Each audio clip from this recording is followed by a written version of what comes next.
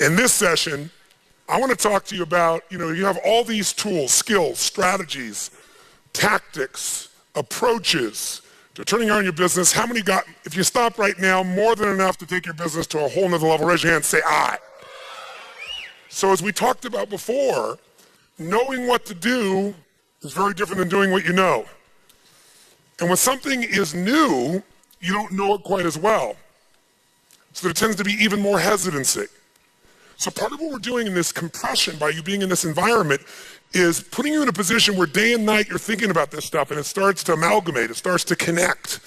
Because as your brain gets overloaded, the beauty of that is your conscious mind kind of disappears a little bit, and your unconscious starts to take over. And that's the part of your brain that makes your heart beat 100,000 times a day without you having to think about it. So immersion has that power. That's the beauty of what we're doing. And then many of you are going to get this program, you're going to go back through it a step at a time, and you're going to repeat it. You're going to do that spaced repetition by way of video or audio or some combination of it, maybe using net time, no extra time. So listening to it maybe while you're working out, things of that nature. You'll embed it even more. So let's just assume you organize things well, and we're going to make sure tomorrow you leave with a real clear plan. The plan's in front of you. It's all ready to rock and roll. What is the single most powerful constraint as to whether or not your business is going to grow or not? What is it? Me, meaning the business owner, yourself. And if you're not the business owner, the biggest constraint that you have an impact on is yourself. And as you heard yesterday when we talked and looked at HomeX's example, I mean, here's a company that's growing leaps and bounds in a multi-billion-dollar business, traveling around the world. The economies are tearing apart in many places, and it's growing. But the constraint that they saw was the vision of the founder, what they were willing to believe is possible. And the great thing about them is, like, we didn't know. We didn't know it wasn't possible. That's a very helpful thing not to know, just to go out there and do it. How many of you, when you started out in business, didn't know what you couldn't do, and that was quite helpful? Let me see your hand. Say, "I." Me too. If I look back at stuff that I did back then, I think, my God, that's unbelievable. I can't believe I would say that or do that or try that. But what's interesting is in the beginning of your business, and when people are brand new at something, they'll try almost. But if you start to succeed, some of you are later in your life cycle. And so as you start to succeed now, you've got something to lose. And now you don't implement at the same level. You've got something to maintain. You've got something to hang on to. And so you have to be cautious about that. But besides your own vision, the limitations of your belief for vision, which hopefully you've been expanded, how many feel like that has been expanded? If you shout a shadow of a doubt here, say, "I." I know it has, Fair. I can see it. I've had the conversations with you. Each time you hear someone, you see a different perspective, a different way, and you go, my gosh, there's just so many ways to take my business to the next level. I don't have to wait. I don't have to hope for some, quote, good economy. The worst economy is my deepest friend because it's wiping out all my competitors and giving me an opportunity to take market share or become the leader or take their customers or buy them for a song. Selling has kind of an interesting connotation because in our culture, when we think of salespeople, we think of high integrity individuals who have a huge positive influence on the quality of our lives. Tell me the first words you associate to a salesperson, quick. Scumbag, thank you, very nice, scumbag. What else? Manipulator, liar, greasy, deceptive. Guy goes, great guy. Now, how many of you in this room are salespeople? Let me see your hands. If you're an owner of a business, you better be raising your hand. If you are a parent, you better be raising your hand. Because by the way, are kids great salespeople, yes or no? I mean, you don't have to teach them how to deal with rejection. They just let it pass on by and keep coming, right? You can't have an ice cream cone, 10 minutes later they're licking on one with a smile on their face, right? No one taught them any scripts. No one taught them anything. What I want you to get is that the single most important skill in life, we hate the word selling, so I'll give you a word that it really is, that doesn't have the negative connotation. It's the word that all leaders have. What would that word be? Influence. What changes companies is leaders. The only way to change a company is leadership. If I want to change a company that I own and I want to make a shift in that company, the number one thing I'm going to do is shifting leadership. That might be taking leaders to a different level. That might bring new leaders in. That might be new leaders of new voices with new perspectives. with new skill sets, new directions, but we need to take things to another level. Leaders solve problems and leaders maximize resources. If you're going to solve problems, you can't do it yourself or it would already been solved. You have to get others to help you to do it. That requires influence. True? If you're going to get people to maximize resources, that requires influence. If you're going to get people to partner with you, provide you resources, capital, suppliers, anything, that requires influence. If you're going to have an impact on your kids or your community or the world, that requires influence. There is no more important skill of leadership than influence. And yet most of us think of it like selling, and as a result, we don't master influence. So I'm not here today to try and get you to become a master of influence in 45 minutes or so. Am I chatting with you here because we have so many of the speakers. This is the area of life I am most focused on. Because I know that if you can't influence, you can't lead.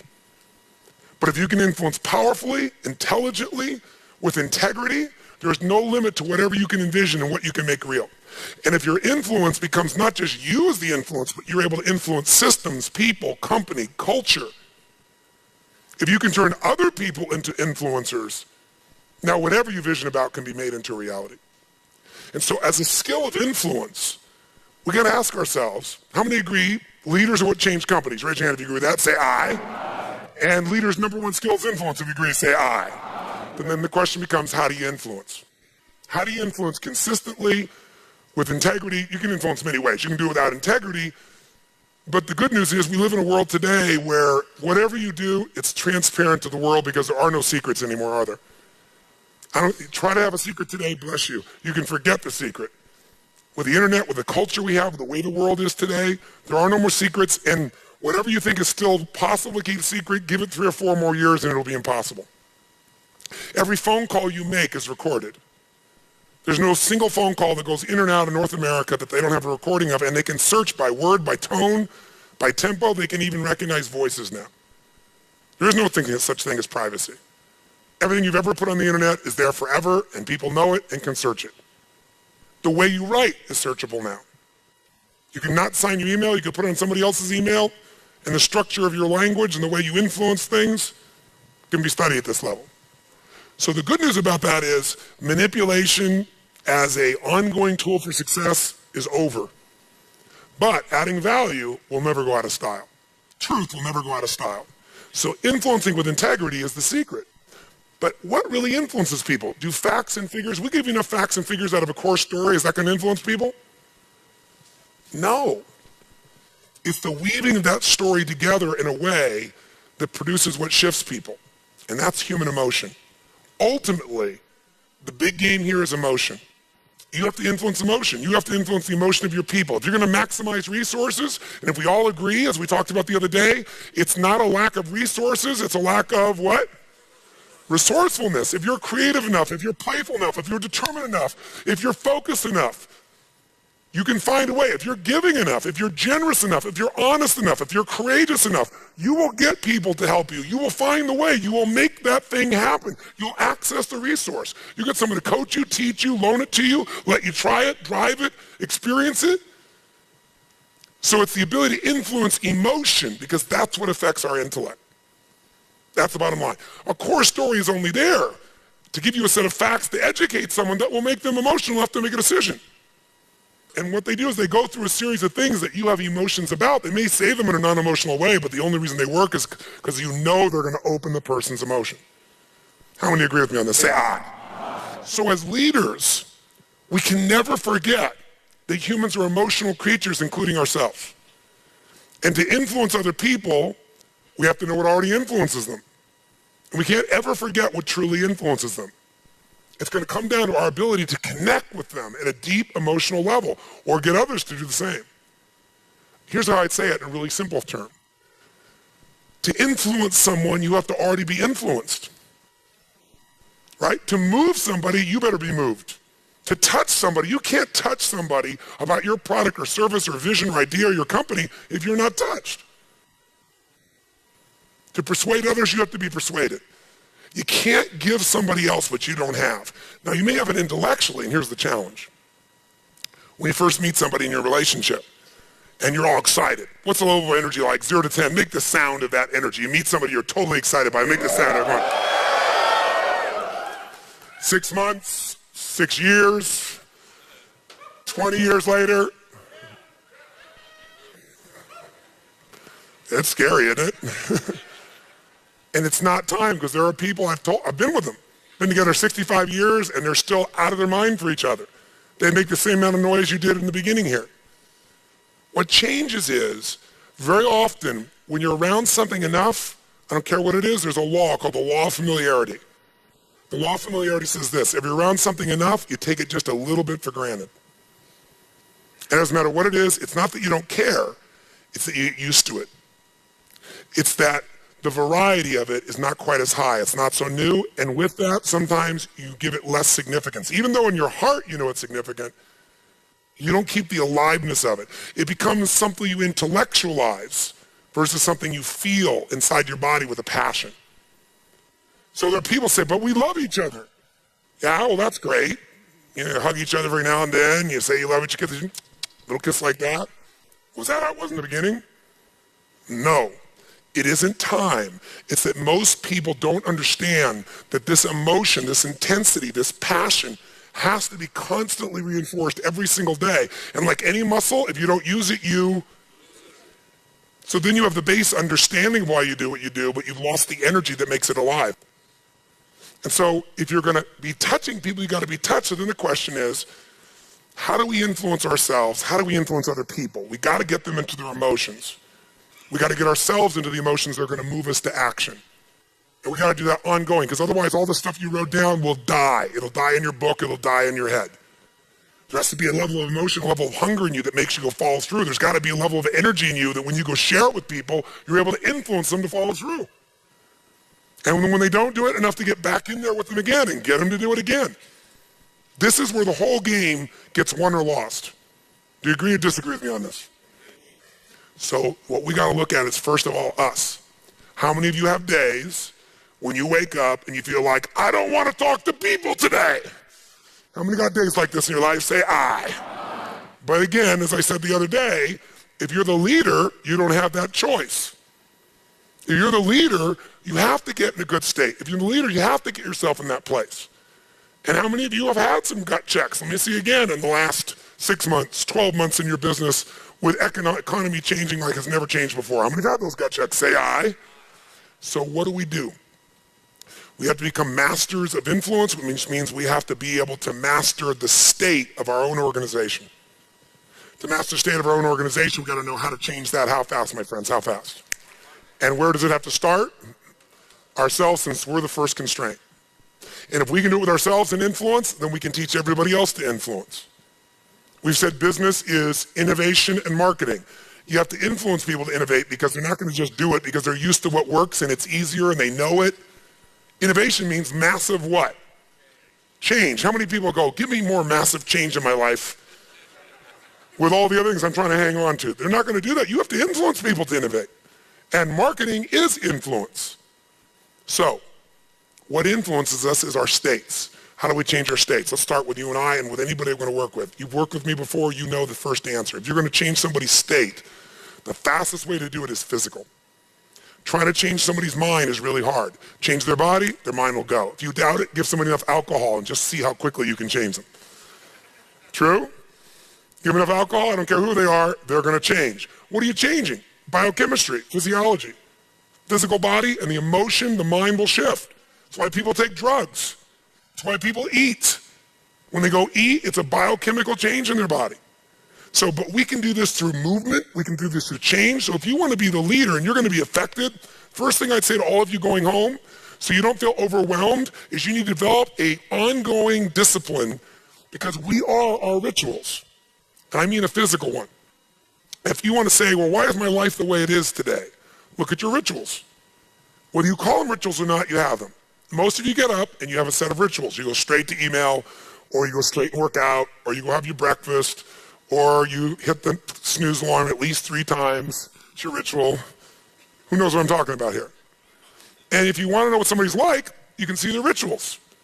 You can look at anybody's body in this room, if you had them take their clothes off, and you know some of their rituals or lack thereof. Is it true?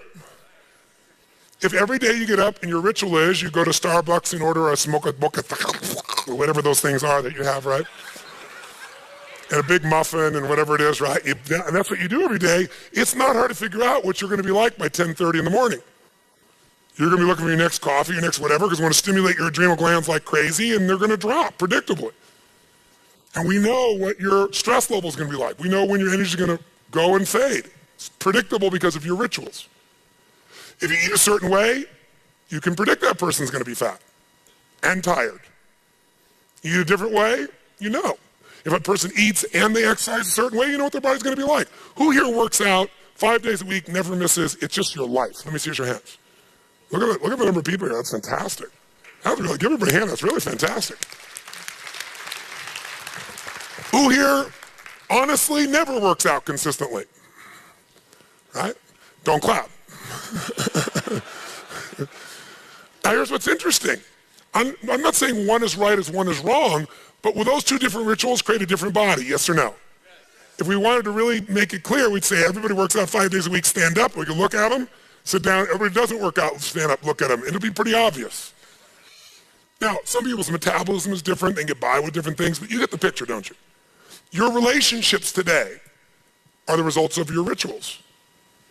If the first thing you do every day when you come home is, hi, honey, and then you go and give them a little peck on the cheek, and then you sit down and start typing your emails, or you flip on the news, it's not hard to know what your relationship's going to be like. You guys might love each other, but it's going to be one boring, dead relationship. It's like having a brother or sister. But if your new ritual was, and you just, in the beginning, you made it a ritual. You just made it for fun. You say, every day when I come home, the minute I'm going to do is I'm going to yell my husband or wife's name, or sometimes my wife's a little crazy, so I go, Lucy! I'm home. And then we both go running. Wherever she is in the house, wherever in the house, we go running full speed like lovers that haven't seen each other in 6 months. And we do it, ask my assistant, all the time. Now, not every day, but it's our ritual to this process, right? It's just a crazy thing. Thank you. Thank you. I appreciate the hand, but that's not what I'm telling you to do this. I'm telling you this because I want you to create yours. Because when you do that and you're playful and crazy, and you do that on a regular basis, like you can't wait to see each other. And the biggest ritual that we have besides physical, and by the way, let me just say to you this. When you go home, if you want to transform your business, transform you by creating first, if you don't already have one, a set of physical rituals that you're not going to miss. I don't care if it's 3 days a week, 4 days a week, something that's going to make you physically strong, because in a place where there's going to be a lot of fear, the way you deal with crisis is number one thing you should do is feed your mind. And you're doing that. Get yourself new answers. Immerse yourself in new environments. Get new voices. Have new perspectives. Ask some new questions. Isn't that what we've been doing here? Right? And we're doing it together and bringing all these people together. I basically, to create innovation in your life and marketing, I've assembled here 19 people. You assembled 5 days of your life, and we're just rocking day and night. It's the total immersion of what I taught you in innovation. It's really what it is. But it's got to continue. For it to continue, though, we've also been managing your state to a great extent. Right? Most of you don't go home in 4 or 5 days and start clapping like crazy and screaming and shaking. You don't do that usually.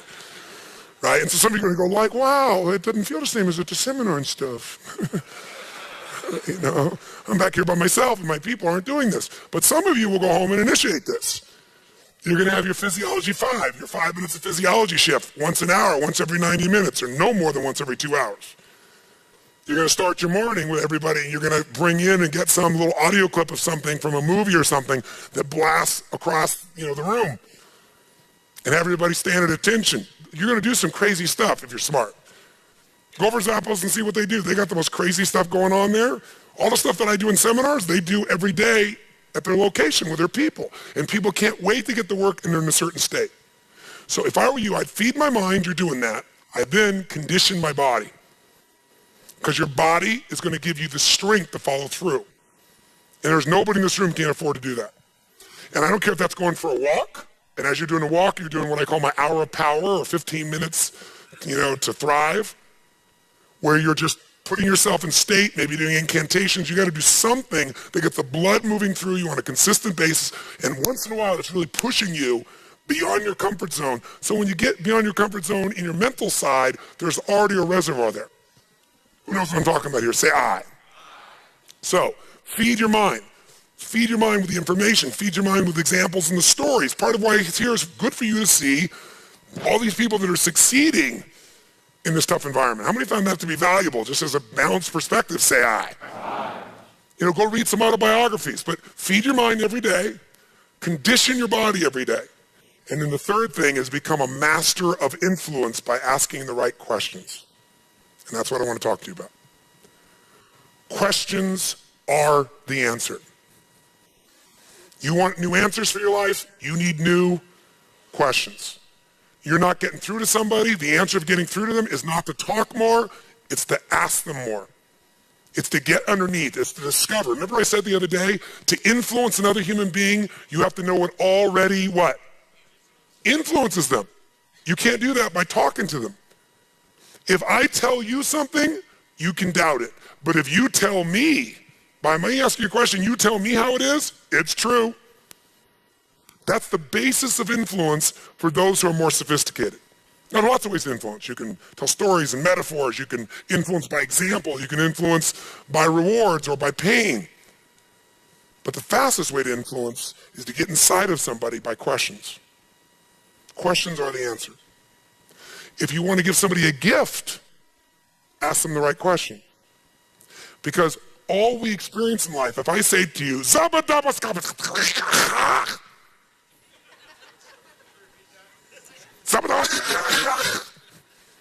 what did you just experience? Freedom. Your brain just searched 10 million files and went, don't know what that means. There's nothing in there. I don't know what that is, right?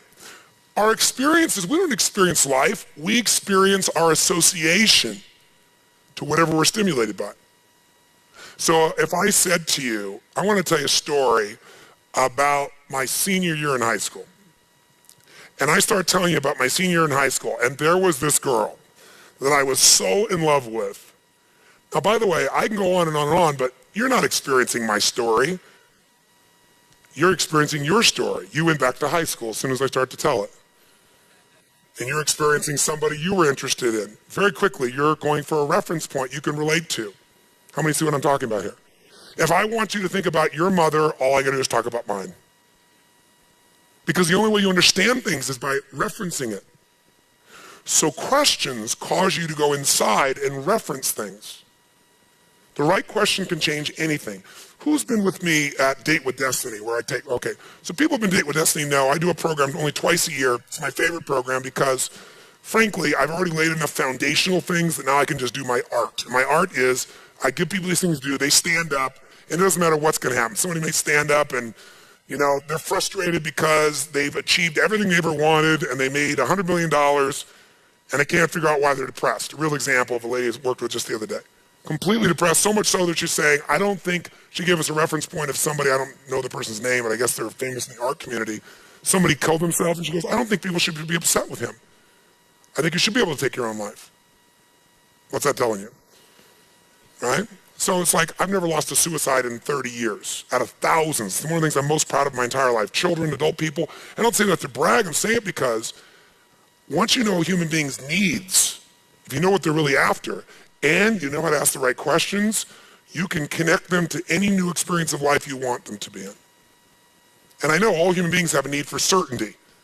Certainty they can be okay, they can avoid pain, they can have comfort or pleasure. Think of certainty as fundamental comfort. If you have no certainty that this floor was going to hold you up and we're on the 8th floor right now, you might not be paying attention to me. I remember once I did a seminar in Switzerland, and it was about 2,500 people. It wasn't a huge seminar, but we were in this building, and it was a building you usually did trade shows in, just like this one, you drive trucks in and so forth. But as we jumped, everybody was jumping in the room like that, and we were rocking them. I took the house to a different level. The floor started going up and down as we're doing this much up and down, like a wave. By the way, how fast do you think people stop jumping? And I could feel, we're all feeling, people looked around. So I called the building people, and we had everybody always come in, they did this inspection and everything else. Now this is the first day of a 3-day UPW seminar. So those who've been to Unleash the Power Within with the firewalk and so forth know it makes what we did this week look like nothing, because the intensity is at a whole different level. But it becomes fun because you become so strong so quickly. You're not sitting so much, you're in it. And I can't move 3 days of people sitting for that many hours. They'd be bored out of their mind. It wouldn't change. There'd be no transformation. So they come back and say, the building is fine. It has this much play. It's just trucks usually drive on once. They don't go up and down, up and down. It's a different motion. I said, are you absolutely positive? No problem. So I tell everybody that we're still going to jump up and down. Now, this is going to require some leadership. Does that make sense? What do I got to do? I got to be able to what? Influence them. And by the way, what do you think the likelihood is where everybody told them we're starting? There's just no way they're going to do it. I said, well, if they don't do it, we might as well not do the event, because you can't physically sit still and not move, because emotion is created by motion. So I said, it's not going to work for 3 days now. It must happen. So since it must, my job as the leader is to influence them. So first thing I got to do is I got to own how important this is. I can't get you to own it if I don't own it.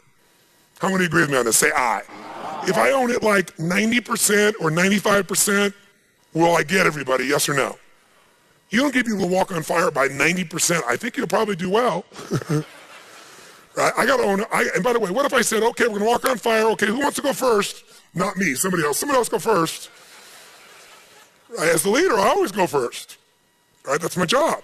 So all I did was I divided up the room, and I realized they needed certainty. So I said, watch, we're going to do this with a small segment. We're going to divide you into 3 teams. And so I divided one section, second section, third section, and we all jumped, and I got them jumping, and the room didn't move, stop. And that's what we did. We went all weekend long on these 3 sections, and the room didn't shake. I figured out how to give them certainty till they forgot about it. It was totally fine, right? But whenever you're going to accomplish something, sometimes you got to break it down, but you got to provide this need for certainty. Everybody has a need for uncertainty. Everybody has a need for variety. We all have a need to feel like there's a surprise in our life. Who here loves surprises? Raise your hand, say aye. You like the surprises you want. The surprises you don't want, you call problems. Isn't it true? But you need those too to feel alive. See, you like surprises that you're certain, you're not sure they're going to happen, but if they do, you're certain it'll feel good. Isn't it true? So people have a need for certainty. They need uncertainty. They need variety. They need stimulation. People have a need to feel significant, to feel unique, to feel special, to feel important. If you help people meet that need, trust me, the world is yours. I remember many years ago, Steve Wynn is a good friend of mine, and I love him. He's one of the most brilliant people I know. He's not only a genius entrepreneur, but he is an artist. He's one of the most creative people. Steve could talk about this lectern, and he could make it the most magnificent lectern you could possibly imagine.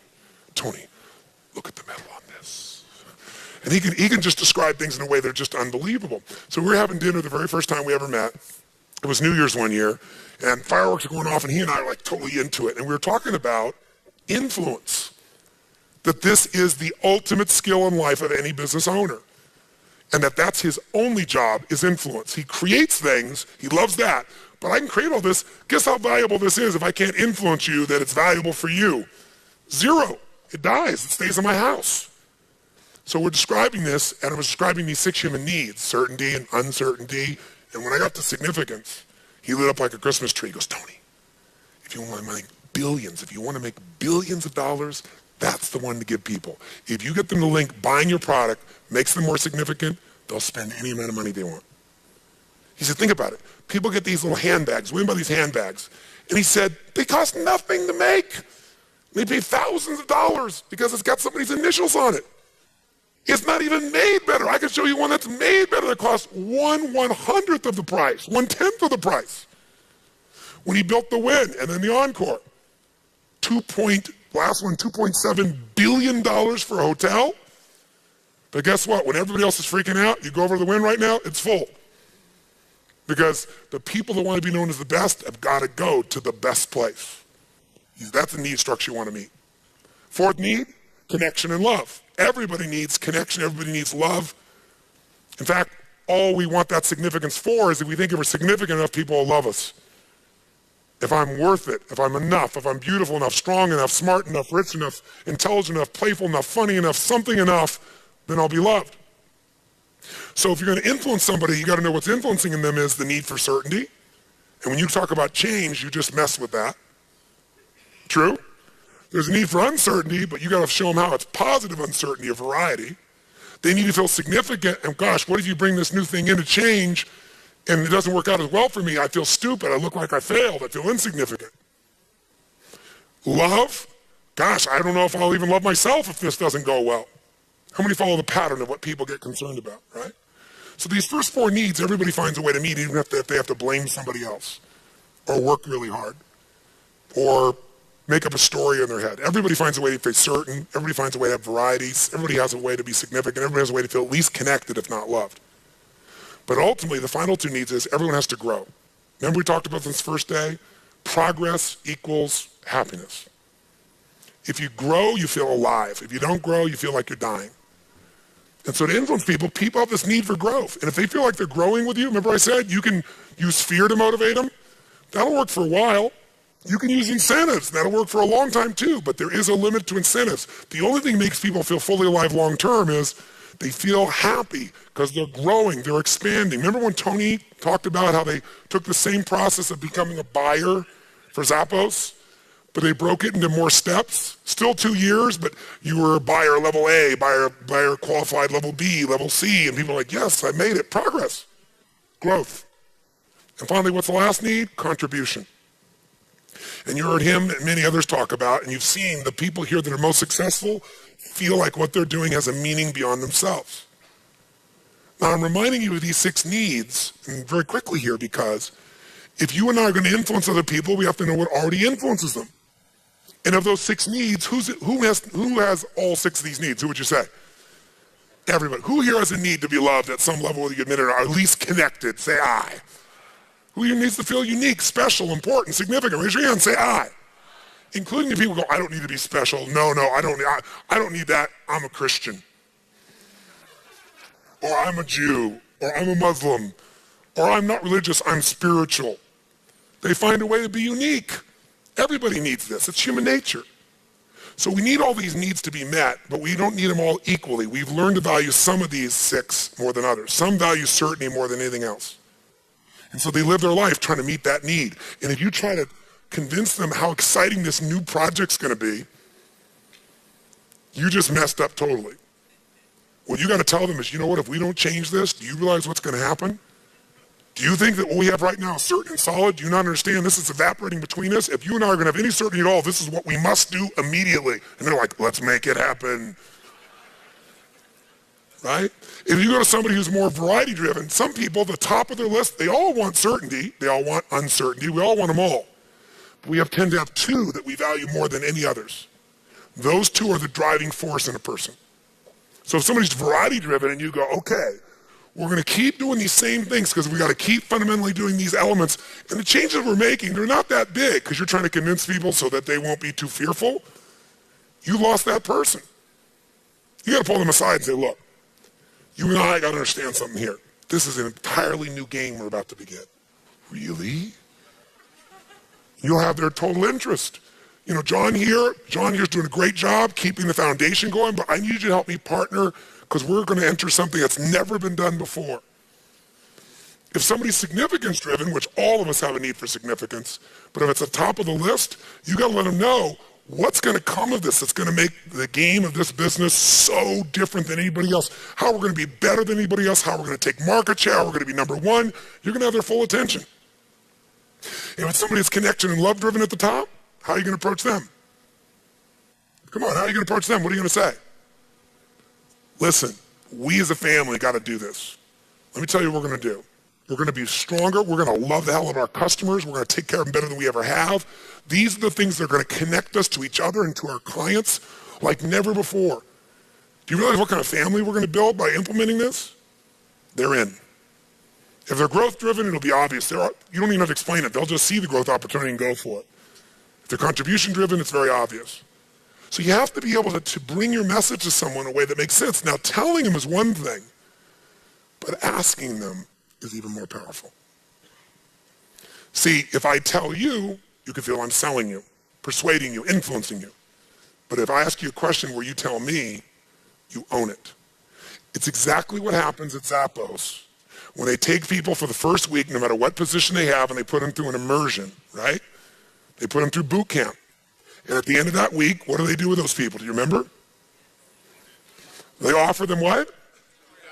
$2,000 to leave. Right now, $2,000 to leave. Now that makes these people, see, instead of Zappos selling you more on We're the Best Culture, they gave them enough information, enough experience to hopefully get a good hit. But now it's the ultimate piece. I have to ask myself, am I on board or not? If I ask you, you might even be asking me, oh yeah, I'm ready to go. But for me to give up that money, I gotta say, is this worth it? Is this worth more than $2,000? Is this the place I'm gonna stay? Is this, and I gotta ask all those questions. And then once I answer them, and I've answered them, I'm in. How many follow the difference here? Say I. This is a really, really powerful distinction. Instead of telling, you can tell, but ultimately you gotta ask the question that brings someone there. So if you've ever watched me with somebody who's suicidal, or somebody's having a major challenge, or somebody's happy and wants to go to another level, I'll tell stories, I'll do examples, but ultimately the moments of influence happen at moments when I ask questions. And they make this connection in their head. And I'll say, if you continue with this, tell me how that's gonna meet your dream. I did this with my daughter, I'll never forget. My daughter Jolie always wanted to be a dancer on Broadway. And she was very talented. Of course, I'm her father, right? So of course she's talented, right? But at one point, you know, she's going to college and doing really well. She's based in Los Angeles, and she was winning all these dance competitions, and she came home for Christmas, and we're sitting down, and I said to her this question. I said, honey, how are you doing on your dream? And she said, what do you mean? She goes, I'm doing great in school. I got straight A's, and I'm going to dance classes. I said, I know, but I want to know, how are you doing on your dream? I didn't tell her how she was doing on her dream. You follow the difference here? I could say, Jolie, I'm concerned. You got straight A's in school, and you're doing great in dance classes, but you're not focusing on your dream, or I don't think your dream's coming about. If I start out with that, it wouldn't work. I gotta ask. I gotta make her break her own what? Break her what? Pattern. She goes, well, what do you mean? I said, your dream, you know what it is. What is it? Well, she goes, well, of course, the dance on Broadway. I said, uh-huh. And what are you doing? She goes, well, I'm going to school, I got straight A's, and I'm dancing. I said, are you dancing against people you're better than, or people that are better than you? What do you think her answer was? I'm better than them. I said, of course, because you're winning every time. That's a clue. So my question is, how do you get better playing against people you're better than? If you go out on a tennis court and you play against somebody that's twice as good as you are, even if you're a lousy tennis player, are you going to get better or worse playing against them as time goes by? Which one? You have to, just to stay on the court. If you sit across from somebody whose skill set is lower than yours, even though you want to practice as hard as you can, what's going to happen to your game eventually? It's going to go down. And you can just watch her process this. Now, if I said to her, you need to leave California, move to New York, and compete with other people, that probably wouldn't work too well. But I started out with, how you doing on your dream? And then I got her to say, what is your dream really? And I knew what the answer was. By the way, the best way to influence people, if you're trying to serve them, is you better know what you want to take them towards. As a leader, I got to know where I'm going to take you. That's my job. If you're a parent and you're not leading, your kid's leading you, you're not much of a parent. That doesn't mean your kids can't inform you, but there are points in life where you got to be able to lead them. And you can lead anyone wherever you want, as long as you know where the outcome is and you ask the right questions. I could take a deck of cards, have you take out any card, see what the card is, and I can lead you that card. You take out, for example, you know, the Ace of Hearts, the King of Hearts. And I say to you, well, let me ask you a question. A deck of cards has 52 cards in it, but they're broken up into 4 different suits, aren't they? What are they? Spades. And what are they? Come on. Yeah. So as you think of those, pick one. Pick one. Hearts. And some of you won't pick hearts, so I'll say, pick another one. And if you only go down, I'll say, if you ask everything, I'll say, and that leaves until we finally get to hearts. Right?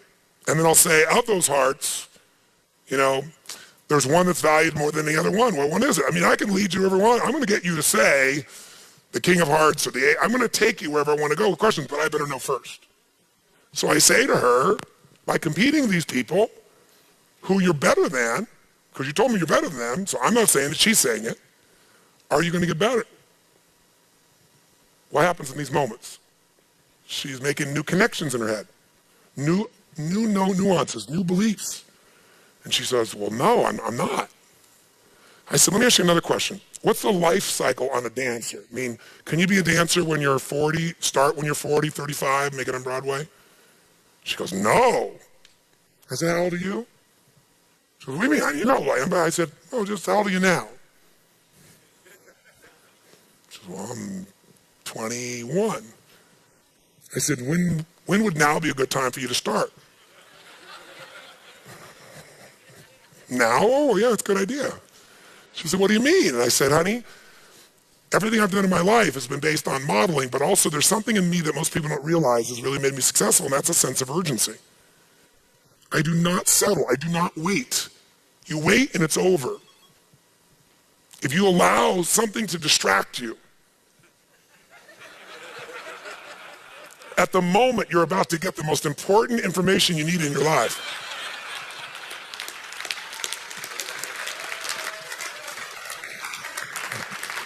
What do you think the price is?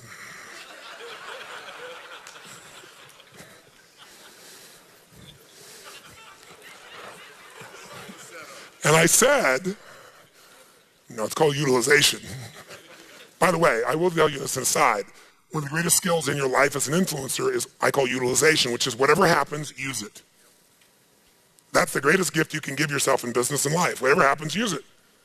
If you're aware that whatever happens is always an asset to your outcome, if you have the belief it's always an asset, I just need to know how to use it, then everything in life plays to you.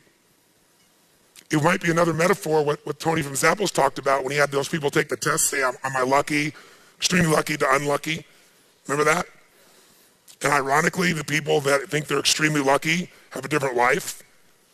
They have a different life because they utilize everything. They see everything as to their advantage. Anyway, with my daughter, basically what I said to her was, honey, I want you to get, you think I'm a genius. And I said, and I am.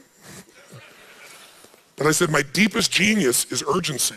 I am one hungry mofo. I will not let an opportunity pass me by. I will not see something that's possible and go, well, I'll try that later. I grab it. I grab it right then by the hair. I crush it. I go after it. It isn't just talent. You know, how many talented people do you know who have unbelievable talent, but they never lived their dream?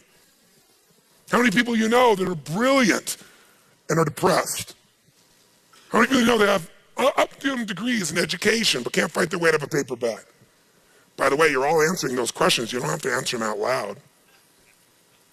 I usually, in an audience, invite them to answer that out loud because it creates momentum and energy and keeps your energy high. But I don't have to use that style. I could use anybody's style as long as I ask the questions. The answers are going to show up, aren't they? And even if you say no, that's still an answer, isn't it? So I said to her, honey, I said, is this making sense? She goes, yeah. What are you proposing? And now she's open. How many follow? Right? Because she now believes I've got to do something. If I stay on this path, it's not going to happen. There's not enough time. I'm 21 years old. I said, well, honey, how have I ever succeeded? What have you seen me do? What is the secret to me compressing decades in a day? She goes, modeling. I said, that's right. I find the best in the best. I won't settle until I find the very best. Not somebody good, somebody who's the very best. And I go figure out everything they do so I can compress decades into days. You need to go model or work with the best person in your industry in the world who happens to be in New York. And you need to train with them.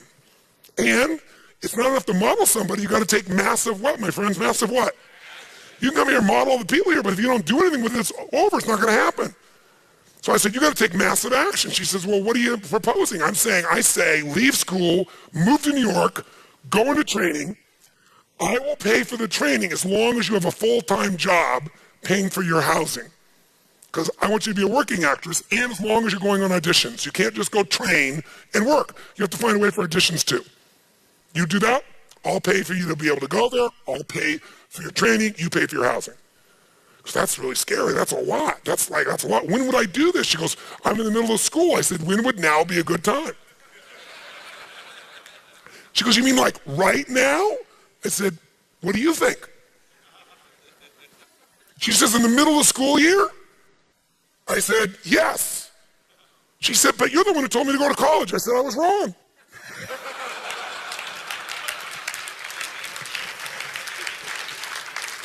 I said I wasn't wrong about college. I'm glad you're going to college. You got straight A's, and you can go back and do that later. You're not going to run out of time to go to college. You're not going to lose any of your credits. But you're running out of time to become a dancer. I said, I don't know if you're that skilled. I think you're gifted, but I'm your father. Of course I think you're gifted. You could be ugly. I still think you're beautiful. You actually were when you were born, kind of like a lizard. I still thought you were cool. Right? So I said, the only way we're going to know is if you get in it. Because I said, there's one emotion I don't ever want you to have in your life, my girl, and that's regret. That's an emotion I don't want you to ever have. That's up to you. But if I can help you from not having it, that's what I'm talking to you right now. And if you don't take this shot now, you tell me what level of regret you might have later in life. She goes, wow. Right here, right in the middle of school, right in the middle of Christmas vacation. So guess what? She said to me, do you mind if I ask anybody else their opinion? Sure, people pay me $1 million a year for me to coach them. But you should frickin' ask somebody else what they think.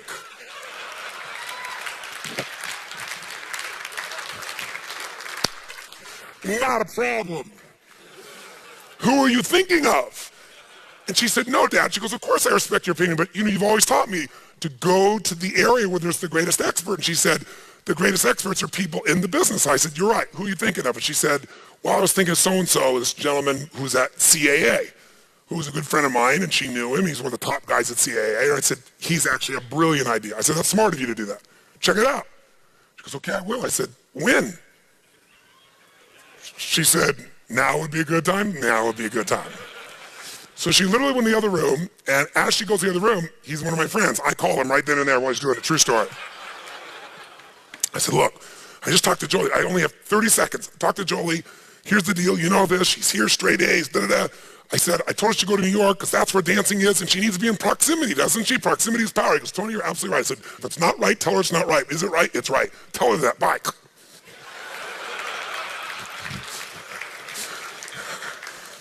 No exaggeration. She walks in 3 minutes later and says, the line's busy. I left a voicemail. So I said, honey, don't leave a voicemail. Call back again. You know him. He's on the line all the time.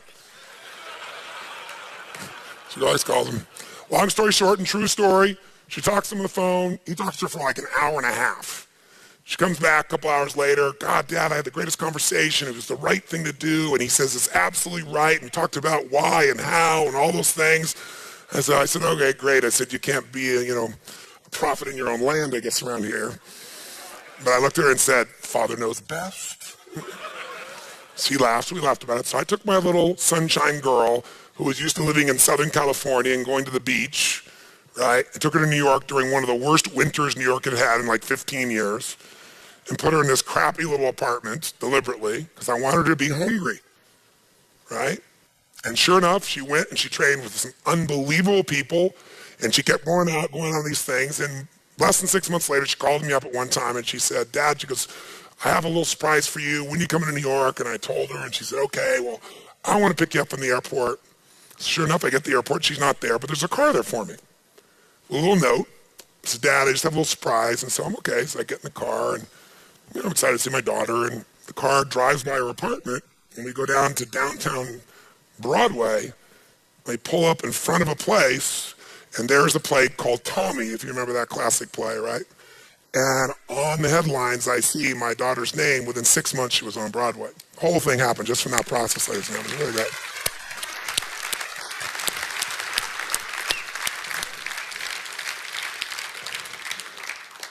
Influence is the game. You must lead your children, you must lead yourself, you must lead your business, which means you can lay down law, foundation, principles, distinctions, you can tell stories, you can give examples, but ultimately you must ask for the order. You must ask for the action. And you must ask in a way where they're already convinced because they know it's right inside of them, not because of the power of your personality. Because the power of your personality will go away. But see, when I went away, she already owned all this. How many follow the difference here? Say aye. Plus, you'll learn a lot. You'll learn. You'll find out I'm trying to influence do something, may not be right. Maybe the better thing is some mixture between what I thought and they thought. You'll find that by asking questions. You can't just ask questions where you're only trying to get to the outcome. You got to have the overall outcome, and you got to be open to what's happening as feedback along the way. And you got to know what people need: certainty, variety, significance, connection and love, growth, contribution. And you got to know which one of those they value most to get their attention. You got to start with what they value, not what you value. See, most people think influencing someone is getting them to do something. Well, if I said to somebody here, okay, I'll give $1 million to the first person up here who's naked within the next 15 seconds, trust me, that's not influence. Any idiot could pull that off. That's a bribe. And that's what some of you do with the people you manage. You try to bribe them, and you go, look how well they're doing for a while until that gets old. Till being naked gets old or $1 million gets old. $1 million gets old. Who knows what I'm talking about here? Yeah, some people in this room know $1 million isn't squat. Whatever you're around, you get familiar with, it loses its intangible quality. So you got to be constantly thinking this game about how to meet these people's needs. And you got to use questions to do it. Who else do you got to ask quality questions of, my friends? Who? Ourselves. If you want to get yourself in state every day, what are you going to do? Feed your mind? What are you going to do? Condition your body? What are you going to do? Ask better. Not, how am I going to survive this economic downturn? That kind of question, you're going to feel like hell and you're going to do like hell. Because that's going to put you in a state where you're not going to come up with any answers. So what are some of those questions? Well, in my own life, I learned to ask questions that were very helpful to me. I learned just to go, instead of saying, I'll give you an example. I remember I was on the road. I'd been 120 days in a row on the road. 100 of those days I'd been on a stage. My voice was gone. My body was gone. Because most of the things I do are not like this, where it's you guys are sitting in chairs and it's casual and talking for a few hours. Here's a 50-hour day, weekends. Bam, bam, bam, bam, bam. And then the full time in between, and then flying 12 hours. Crazy.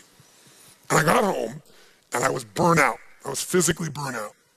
And I got home, and the first day I was home, I had 100 and something phone calls. Now, this is obviously the days before email, because I thought 100 phone calls was really just horrific. Right? I was like, 100 phone calls, and these were the questions I asked myself. I was like, what the hell is the matter with my life? How did I end up in this pit? By the way, I was living in a 10,000 square foot castle overlooking the ocean in Del Mar, California, when I was saying this to myself. But can you hypnotize yourself with questions, yes or no? Questions have presuppositions, like the man who came the other day and said, well, how can I do this when it's impossible? That's basically what he said to me. He said, how can I double my business when, no one is buying anything anymore? Well, if you ask a question built with a negative presupposition, you're in pain. You asked a better question. So I said to him, is there any other person you could sell to? Is there any other service you could create? Is there any other market that exists in the world? You get new answers when you ask new, but we ask the same questions over and over again. So I'm going, why did this happen to me? And why do I have to respond to all these people? But then what I did is I realized to change my state. I went and drank some water. I was dehydrated, shook my body out. So what I'm going to do first? I'm going to just go for a little run. Went for the run, got my body changed, and the state changed. New focus came with new questions. I started thinking, you know what? I would have died to have some of these people call me 4 or 5 years ago. One was the President of the United States on that list. Another was a guy who's now one of my dearest friends that I remember I used to be a fan of this man. He's just a genius of a man. And now he's one of my best friends. And so I asked myself, how did I get so lucky to get these people in my life? How did I get so lucky to have 100 people want to talk to me in a day? There was a time I can remember in a 400 square foot bachelor apartment in Venice, California, when I heard the song, I Am, I Said, and no one heard, not even the chair. And I sat there with tears thinking my life had no meaning and I mattered to nothing and no one. Sometimes it's good to ask a question that reminds you that whatever you think is stressful today was something you would have dreamed about at one time in your life. To have a foreground, you need a background. Sometimes it's useful to remember your background. So I asked myself, okay, why do I want to call these people back? Is there a presupposition there, yes or no? What would be great about calling these people back? Well, I said, actually, I want to catch up with Peter. And pretty soon, instead of having to do it, does the state you do something in affect the people you deal with, yes or no? And your state is affected by what you focus on. And what you focus on is controlled by questions. So then I thought a better question. I said, how can I make all 100 of these phone calls and enjoy the process? Because for me, it meant sitting down, being all crunched up, going in there, talking, not breathing, not eating, not anything, 100 calls, right? And I looked out the window as I saw that outside. It was a sunny, beautiful day, and there was sitting my swimming pool and jacuzzi overlooking the ocean. And I said, I'm calling everybody from the jacuzzi. Because I asked a better question. How could I make these calls and totally enjoy the process? I didn't get the answer. So if you keep asking, that's the secret. Ask and you shall. But you got to ask consistently, and you got to ask from a state of certainty. Not like, well, what do I do? That's not going to do. I said, how can I make this call and totally enjoy it? I went, I'm going to call from the freaking jacuzzi overlooking the ocean. If I wasn't making the calls, that's where I'd be. So why wait? So I took my little list down. I got not my cell phone, but my little extender phone out, right? And I sat in that swimming pool and talked and laughed. And I remember why I was calling everybody. And before I called them, I thought about all the things that we'd done together or what was cool I wanted to share with them. And I made all the calls. I didn't reach everybody, nobody was reachable, but I made all the calls I could possibly make. And I was in that jacuzzi for about 3 hours, and they came out like I looked like I was 4,000 years old. But I was so relaxed, and I had the best time, and all the calls got made just because I asked a better what? If you want to influence somebody, ask a better question. That's the whole game. If you have a problem, people tell me all the time, I have a problem with that. And I say, what's your question? Because all you're saying when you have a problem is there's a question that you have that's not been answered. Problems are really questions that have not been answered. But when you state them not as a question, you forget that you're after an answer. So, tell me your problem in your business, sir. Funding. What's your question? What's your question? Because by the way, when you go, my problem is funding, guess what you got? Now you have a problem. It's yours. You get to hang on to it. You get to label it my effing problem. You get to show people your problem. You get to talk about your problem, but nothing changes. Nothing changes until you get an answer to what really is going on. What really is, it's a problem because you haven't formed it as a question. If you got the question and you keep asking it, and you ask it with enough certainty, playfulness, creativity, you ask it of the right people, you ask it of enough people, ask and you shall what? Seek and you shall. Now you don't have to be religious. Those are useful terms to remember because it's true. But the problem is still your problem because you haven't formed it as a quality question. You know, say, I got a question. How come I can never get funding? Yeah, that's like somebody says, how come, I can never lose weight? And your brain goes, because you're a pig, right? If you ask a lousy question, you get a lousy. It's true of your customers, true of yourself, true of your clients, true of the people that work with you. So what's your question, sir? My question is, how can I go out and talk to some people and let them understand what a great investment that Bullet Hire is? Okay, give me a hand. That's a nice question. Very nice. And stand up, sir. And now tell me the answer. In fact, tell me 3 answers because I want to show you all something. Problems get solved only when you adopt this philosophy. No more than 5% of my time on the problem. 95% of my time on the solution. In most organizations, if you took the amount of time they spent talking about the frickin' problem and what caused the problem and where the problem came from and who's responsible for the problem and how the problem emerged, is it that ratio, yes or no? No, it's not 5% of the time, is it? It's probably almost reverse. It's usually 70, 80% of the time on the problem. If you're lucky to get 20% on the solution, it's usually 5 or 10% of the time on the solution. I'm talking about core, total focus, where you've crystallized what the question is you need the answer to. And that's where you've been. You've been focused on this thing called a problem, and there is no thing called a problem once you form a question, if it's a quality question.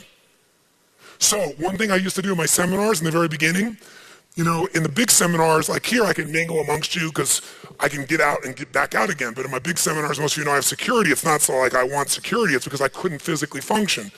Because once you get to 2, 3, 4, 5,000 people, 10,000 people, there's just too many people. It's overwhelming, and people won't let me go, and I couldn't function. I couldn't move around. So what I did in the beginning days before I had security is people would run up to me here, and they all want to get their question answered. And I got a process in between because I'm running the frickin' thing. And I can't do anything. I can't go to the bathroom. I think that's why I developed bladder control. It's because the break was over and I was still standing there with 20 people, right? So I came up with a plan, and I implement this in every company in this room. And I actually thought about this, something we even could implement in our big seminars, even the large seminars would be easy to do as well. People all want me to give them the answer. And I'm happy to give them an answer, my answer, which might be a good answer, might not be, but it's the best one I can give you. But even if I give you the best answer, wouldn't it be better if you came up with the answer? Because I come up with it a little bit of you is a little annoyed that I had the answer and you didn't. First, you're happy to have the answer. Then later on, you're a little pissy because you went, oh, I could have thought of that answer. I'm doing the show for NBC. It's called Breakthrough with Tony Robbins. And in order to get the show, I show them all these films of people I turn around. You know, I take the impossibles is what I want. The people that have been in therapy for 20 years, or the person who's suicidal, or the relationship that's over. And I just live to take the impossible, make it possible. Now, by the way, in relationships, sometimes it's better for them to be apart. So I don't want to give the impression that we always keep people together, because that's not necessarily the goal. But I said, go find some people of your own so you know I didn't get specially good, pick the right person. You will pick anybody and I'll turn them around. And so, sure enough, they went out and found some people. And one of the persons they got was a man who they went to a speech pathologist and said, could you turn somebody around who's stuttering? Who's been doing it for years. Of course, I could do it easily. I said, really? He said, sure. I said, get the worst stutterer you could possibly find, search all pathologists, speech pathologists, find their worst patient. I'll have it in an hour. And they look at me going, really? It's really? So they get me this man. He's been stuttering since he's 2 years old. His name is Rashad. He's a really wonderful soul. About 30 years old. Some of you met Rashad. Some of you know what I'm talking about, right? Some people are clapping. It's because he came to an event. They got to see this man. And so they sent me to see, they brought him to see me. Guy's been stuttering since he's 2. It'd take him like 3 minutes to say his name. He's like this, going like this. And I'm sitting there very patiently, right? Waiting for him to say his name. You can imagine that tempo in my life. So anyway, he finishes his name, and the long story short is, I get him to stop stuttering within 20 minutes, within an hour completely, within 5 hours, because I want to change his whole life, not just stop his stuttering, change everything. And I got him to remember a moment in his life when he started stuttering. And he couldn't remember. I said, what's the earliest memory you have in life? By the way, how am I influencing him right now? Guess who else is starting to search for the earliest memory in their life? So I said to him, what's the earliest memory in your life? And he thought for a while, he said, I don't know. I said, I know you don't know, but if you did, what would it be? And he finally says, I was 2 years old. I was eating cereal with my brother watching cartoons. I said, okay. What was the cereal? Cocoa Puffs. That's not it. I said, what was the cartoon? He said, Rocky and Bullwinkle. And I said to him, didn't Bullwinkle always stutter? And his eyes got like this big. He said, yeah. I said, whenever he was in trouble, he stuttered, and then Rocky came and saved him. He watched this unbelievable transformation. I said, something happened before that day, because whenever someone has locked down that day, you have a memory before it, you've just blocked it. I eventually got him to remember the night before his father had brutally beat his mother. And then he didn't know what to do when he was watching Rocky and Bullwinkle, and he started stuttering. And sure enough, Rocky comes to rescue. His dad stopped beating his mother because he had to deal with his son stuttering out of control. So unconsciously, he became the problem, so the father had to focus on him instead of beating up his wife/mother. I said, that worked really well for a 2-year-old, Rashad, but not very good for a 30-year-old, Rashad. Does it? Is that what you want? All of it is setting something up and asking the question. Anyway, the transformation was incredible. The next day, the reasons people clapped in the room is, the transformation was amazing. I had him find a part of himself that was like a warrior because he was kind of a beat down guy. And he got up in front of 5,000 people and just took the place. It was like, if NBC had not found him, they thought for sure he was a plant, that I'd done this thing because he looked like an evangelist speaker. And I didn't tell him anything except, I'm probably going to call on you tomorrow. All right, that's all I told him. He took the stage, and then I brought him to Date with Destiny, and I picked him for the most difficult process in Date with Destiny, and no one in the room who wasn't in the first seminar knew, no one could tell he ever stuttered. So the reason I tell you the story, though, is guess what happened at the end? He wrote me a letter to thank me and told me that it was the most incredible experience of his life, but it took him 3 weeks to deal with something, and what was that? And it was that I had cured his stuttering, and he hadn't. That God should have got the credit, not me. And I said, well, I give God all the credit. That's why I sent back. He said, no, but I realized, my wife said, are you crazy? Are you insane? But that's how much we have a need for significance. Some people want to have their problem and keep their problem, even though answers are all around them, because they want to be the one to solve it. Just remember, human needs drive everything. And for him, the need to be significant was very, very high. And if he didn't do it in his belief system, then it wasn't as significant. So even though it was euphoric, he even went back and started stuttering again so he could kind of like have a problem. And so his wife pointed this out to him, and then all of a sudden it became very clear and he shifted. Now I tell you all that, though, to come back to you, which is what I want you to do in a memo. Here's your memo. And then I'll ask you. Your memo in the room, what I have people do is instead of coming to me for the answer, because if they came to me for the answer, I give them the answer, and what happens? They like it for a while, and later on, he did it. Now, not everybody's that way, don't get me wrong. But I told you the story because some people are Rashad. Their whole life has changed. Everything's more than they could ever dream of, and later on, there's something inside of them pissed off about it. So if I can be part of what helps you, but you do the major work, or you make the final thing, you're going to own it more. So what I would do with people is I'd say, simple. Here's your problem. I want you to write down what the problem is and describe it in 2 sentences max. This is your memo. 2 sentences, crystal clear that anybody will understand it. If you have to write more than 2 sentences, you have to tell them a paragraph, the question doesn't work. It has to be maximum of 2 sentences, ideally 1, so crystal clear anybody can understand it. That's number 1. So you write that down. You write down, define the problem with precision. Describe the problem or the request. And sometimes it's not a problem, sometimes it's a request. Can we turn the air conditioning up? Can we turn it down? Can we have lunch at whatever time? Can we do this? Can we do that? Whatever the request may be. So you write it down. Then the second thing I have them do is describe 3 solutions to their request or problems. 3, and I use keywords, 3 cost-effective, intelligent, viable solutions. Might be viable, time viable, resource viable, whatever the case may be, viability. So what are 3 intelligent, practical, viable solutions that you believe we can implement, to solve this or to meet this need? By the way, why do I have them come up with 3? Someone tell me why. 1 choice is no choice. 2 choices is a dilemma. Until you have 3 choices, you're not at choice. That's my rule in life. You may not like all the choices. Whenever you think you have 1 choice is no choice. If you got 2, you're in a dilemma. There's always at least 3 choices. Plus, I'm making that person become a problem solver. If I solve the problem, they'll just have a new problem for me to solve.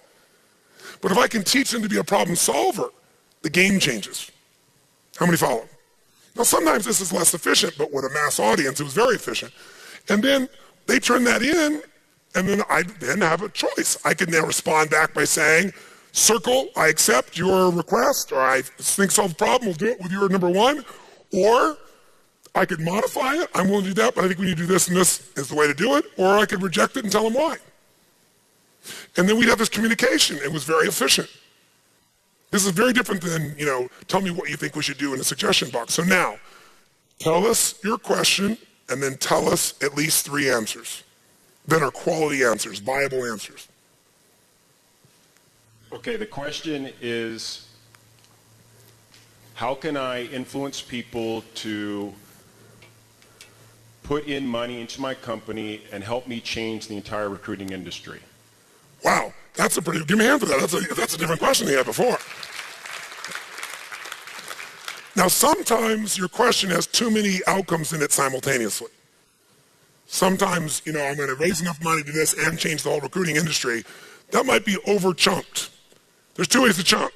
You can chunk something at 8 million bites and it's overwhelming, or you can try to eat the entire whale with one bite, which is also overwhelming. Too many chunks, you're overwhelmed. Only one big chunk, you're going to be overwhelmed. But I like your question. What's the essence of your question, though? What's the burning part of your question? What's the one that's most burning? In that question, tell me one more time, what is your deepest question right now? My deepest question is, how do I get the funding I need to put in place to hire the right people, to implement the right marketing and sales activities, to continue to have the resources to do what my company does, that I can bring this to the rest of the world? So you see, it's getting better, but he's still making it over chunk. How much money do you need to do that? About 1.5 M. And do you have a clear, specific plan? Yes, I do. And does it have a track record that you can manage? Yes, I do. And do you have management that people who are investors would say their participation would significantly reduce my risk? Yes. Then what's your answer? Give me three. Give me three clear answers that are viable, intelligent, practical, and you could act on immediately. Go on Twitter. Ask who wants to change the whole recruiting industry and make it simple and easy for any hiring manager, for any job seeker to apply for positions. And by the way, you can make $1 million in 3 to 4 years. That won't work on Twitter. There's only 140 characters. Okay. Who would like? The answer is go to Twitter and ask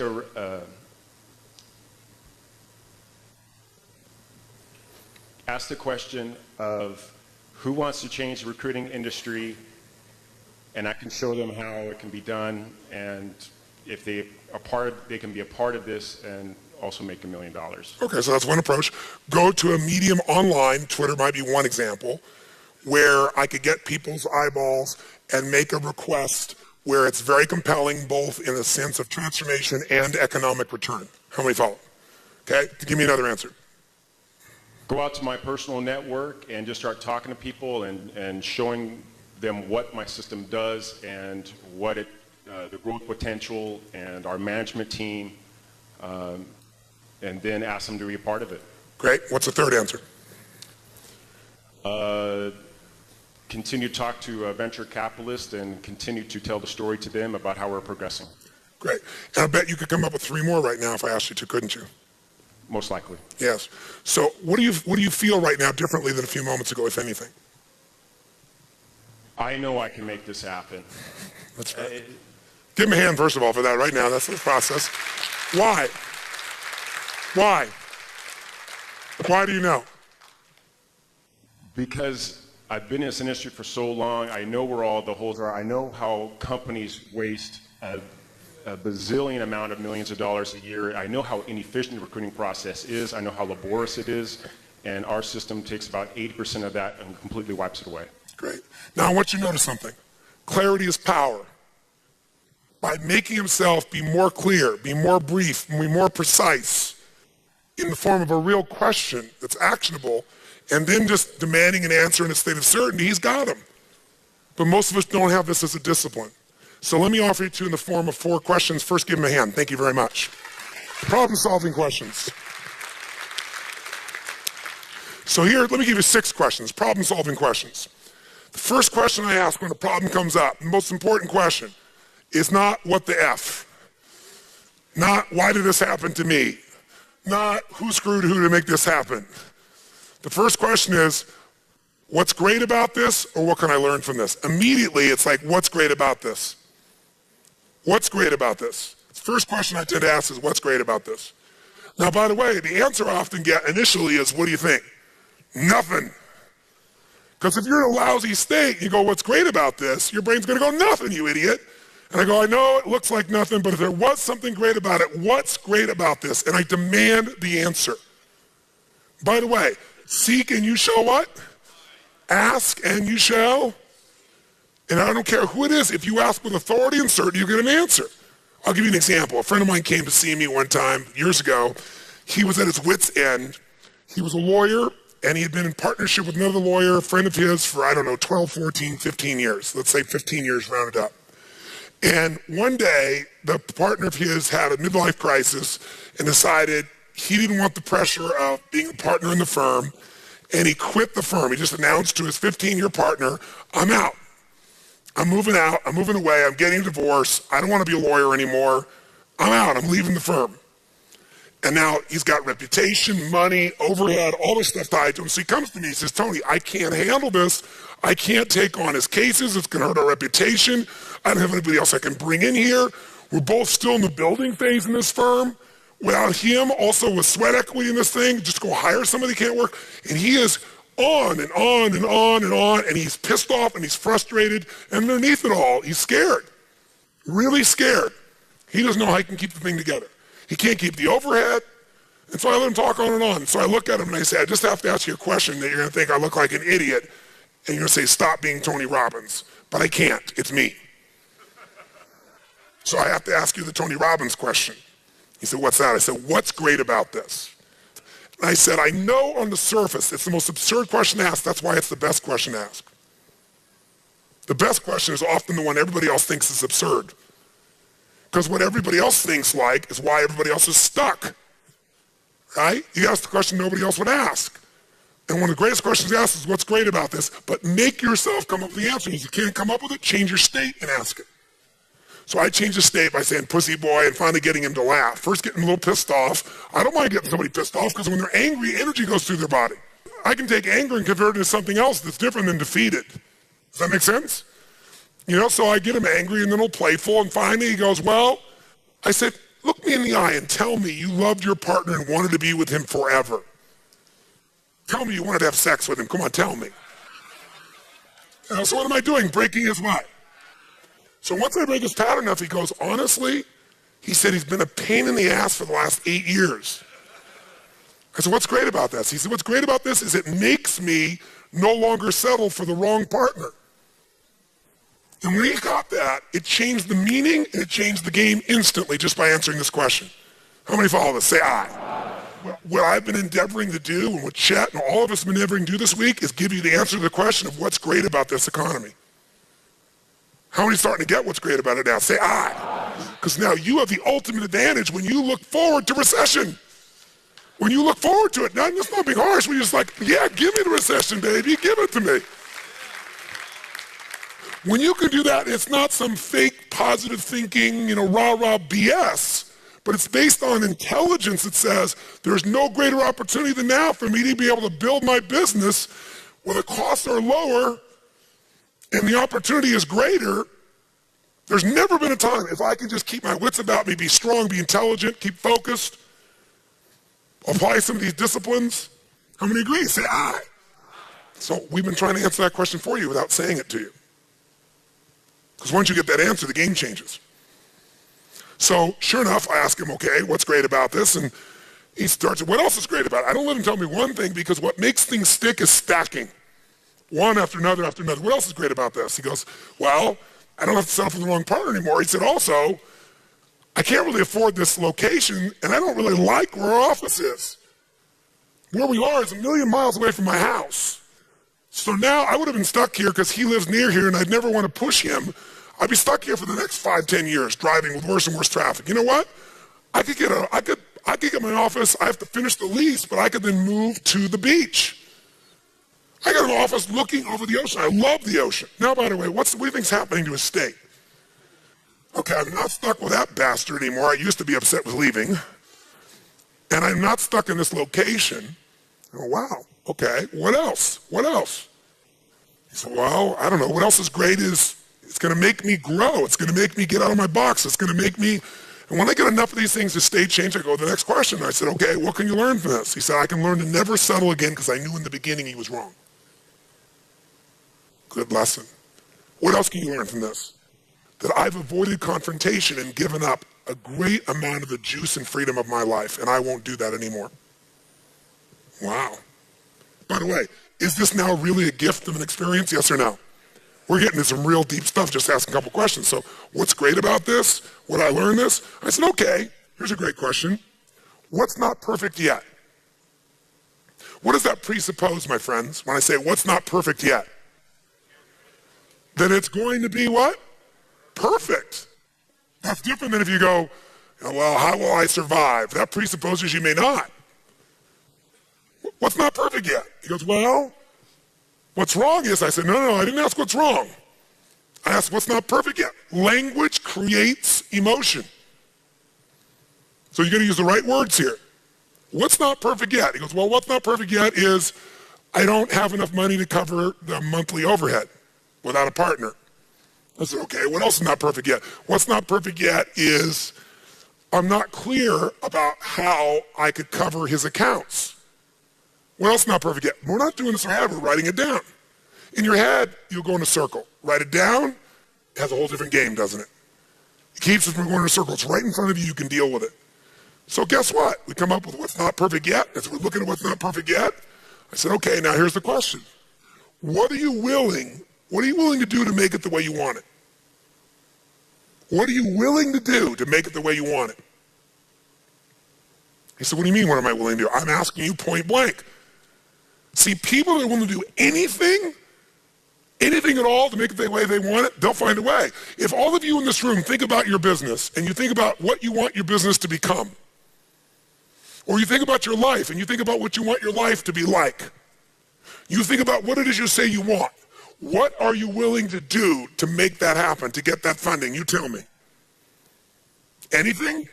Because if you can make a list of all things you never would want to have to do to raise that money, and you can look at yourself in the eye and go, I'm willing to do all of these things as much as I hate them, and your gut can do that, I'll tell you what will happen. You'll raise the money and you won't have to do probably 90% of that, but you might have to do 10% of it. But most of you don't ever look at it. You don't realize there's something inside of you you're not willing to do, and you're afraid you might have to, and so you don't do everything that's necessary to raise that money. You go to the 90% and then you go, gosh, I'm not there yet. I know I'm going to get there. You got to get to that point where what are you willing to do? Because if you're not willing, you might say, here's what I'm willing to do. I'm willing to, he says to me, I'm willing to take this on and stop. I'm willing to take this on. I think the first thing he said is, I'm willing to take this on and find a way to either grow the firm or shrink it and keep it above the line. I'm willing to do whatever it takes to keep the firm above the line. I'm willing to do whatever it takes to make it not go broke. I said, well, what else are you willing to do? Well, I'm willing to make it profitable. I'm willing to work extra hours. I'm willing to, if necessary for the next 6 months, double cover cases. I'm willing to call in favors. I'm willing, and we write it all down. How many are following this process? Then there's another question you got to ask yourself that's also very, very, very important, and that is, what am I willing to not do? In other words, I'm willing to do this to make it work. What am I willing not to do to make this the way I want it? What am I willing to do? But then what am I willing not to do to make this the way I want it? And I use this confusing language on purpose to break his what? You're willing to do this, what are you not willing to do? How many follow this? I'm not willing to whine. I'm not willing to become a defeated man over this. Right? I'm not willing to be in a position where I live in fear and stress every day. I don't have to. I can just decide how I want to make it work, and I'm going to make it that way. I'm not willing to make him my excuse for being frustrated every day. That starts to solve the real problem, doesn't it? And then finally, how can I enjoy the process? How can I solve this? How can I create this, but also enjoy it? That was like me going outside in the jacuzzi. How can I enjoy the process? And he said, I could make my son my partner. I said, what? He said, my son is graduating from school, and honestly, there was no space for him here. We couldn't afford to bring him on. But I'm thinking, that's so stupid. I could mentor him. We could be sharing together. He could be in the firm here. If this place was at the beach, he'd want to be there for sure. So would I. And he came up with this whole vision. And in 5 or 6 questions, he went from depressed, overwhelmed, no future, to the life of his dreams is now being created because of this gift that just happened in his life. That's the power of questions. We were at lunch for an hour. But, the minute he got that this was great, what was great about this, the job was 80% done. How many follow this? The minute you go from problem to question, you start to find the solution. Because answers only come from new questions. Now, I did change his what? Well, I asked the question, change his what? And that's what you got to do as well. That's why I said you got to know what does it that influences people. It's the state they're in, and it's their blueprint. The state is the mental, emotional state they're in, which you can change by changing their physiology or their focus. The blueprint is that they're trying to meet these needs. And they have a map. His map was, I'm supposed to have a partner, we're supposed to do this, I'm supposed to do that, and then that gets me where I want to be. My new truth was, he wants love, he wants significance, he wants certainty, he wants variety, he wants growth, and he wants contribution. I'm going to get him to see that this meets all those needs. But if I tell him that, he'll doubt it. But if I ask him these questions, he'll find it, he'll tell me, and it'll be true. How many follow the difference here? Okay? By the way, who would these questions be really good to ask of? And by the way, can you feel the room right now? What are you feeling right now? How many of you are like in your head really thinking right now, but let me see your head really, you feel the energy room is very different. Like people inside going like, what is this thing, you know? Could it really be that easy? 6 frickin' questions? But I'll tell you a secret. You must ask these from a great state, and you must make yourself come up with many answers, and you must write them down. A, you must ask them from a great state. So if you're not in a great state, change it. How do you do that? Radical change in your body or your focus or both. 2, you got to ask them from a place of certainty. 3, give multiple answers. Lots of reasons why this is great. Lots of what you've learned from this. Lots of what you're willing to do. Lots of what you're not willing to do anymore in order to have this work. Right? All those pieces. Lots of what you're willing to do to not only get the job done, but enjoy the process. Because if you stack it, you'll own it. Does that make sense? So you can do this with yourself. You can do this with anyone else. This is an ultimate discipline. What will get you in a good state in the morning is if you ask a few good questions. So let me try this for you. Talk to you about what do leaders do? They change organizations by solving problems and maximizing resources. How do they do that? Influence.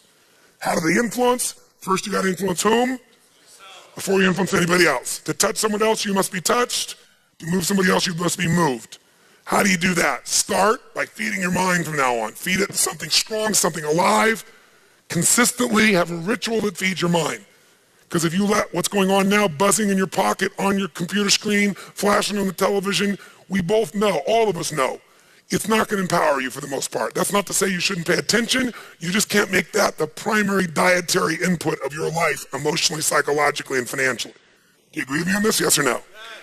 So find biographies, history, principles, solutions. Spend 95% of your time there. 5% keeps you updated on what other people are experiencing out there. Okay? 2, condition your body. The body affects the mind. 3, ask quality questions. I've given you a whole series here that you can ask to solve any problem. Remember, I don't have a problem. I only have a problem because I haven't found and formed the right question and demanded from myself the right answers or sought the answers. Whenever somebody comes to me and says, I got a problem with what you said, I'll say, that means you have a question about what I said. What's your question? See, as long as it's formed as a problem, there's no way to solve it. You can't solve a problem that somebody else owns, but you can answer a question. We could answer a question together, couldn't we? That's how you solve things. Form it as a question. Then I've given you 6 questions you can ask, and you can just get in the habit of these. Get them in your body, put them on a card, put them in your book, put them wherever it is you carry with you, your computer, your phone, and to glance at them after a while. Just, okay, time to solve the problem. Look down, ask the question, ask the question, ask the question. Ideally, though, write down the answers. It'll be more powerful if you write it down by 5-fold. If for some reason you can't write it down, at least do it mentally. But demand the answer in a strong state and stack it. Now, you can also get other people to do it by creating a memo system or something like that. You can also do it by having a new discipline. In the company, there are no problems, there's just questions. So what's the question we've got to answer? Let's form the question effectively. Let's all work on the answer together.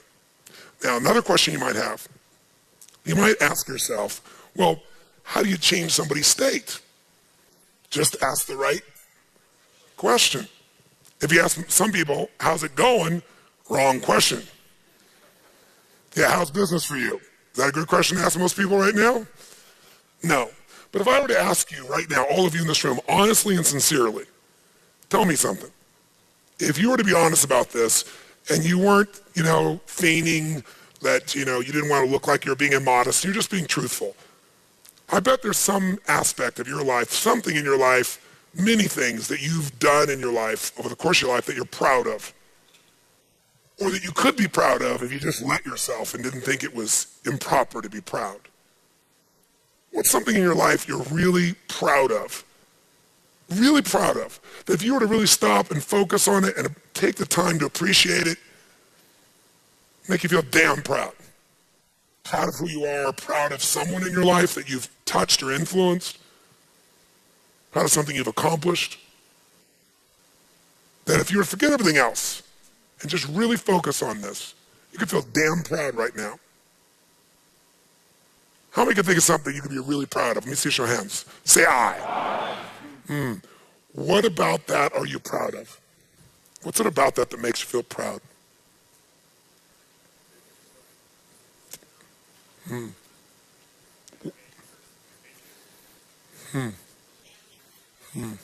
How does it feel when you're really proud? How do you feel right now when you're proud? Tell me something. If you really wanted to, what could you be excited about in your life right now? If you wanted to be excited, now I know you don't have to be, but if you really wanted to be excited, sincerely, and you want to be excited about your life, and you were just to focus on this, it would excite you. You'd be so excited about this aspect of your life, or this thing in your life. I mean, honestly, you could get worked up real quick. You start to think about it. What could you really be excited about in your life right now? How many can think of something you'd be excited about? Raise your hand, say aye. What about that excites you? Just say it out loud. What about that excites you? What else about that excites you?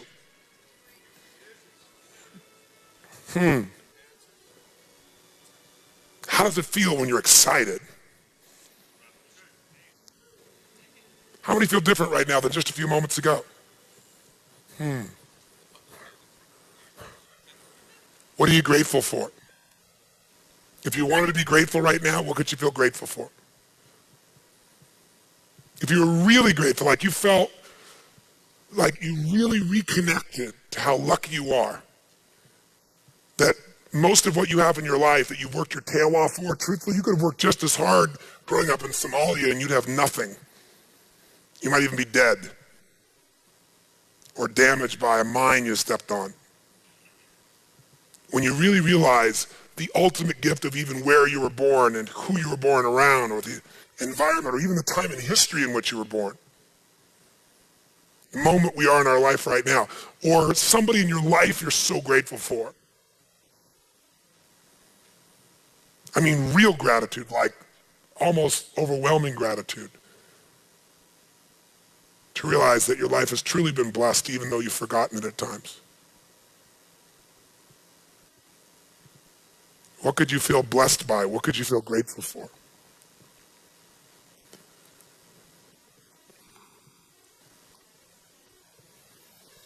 How many can think of something you're really grateful for, or someone you're really grateful for? How do you breathe when you're grateful? What's the look on your face when you're really grateful? What about that makes you feel so grateful? What about that makes you feel so grateful?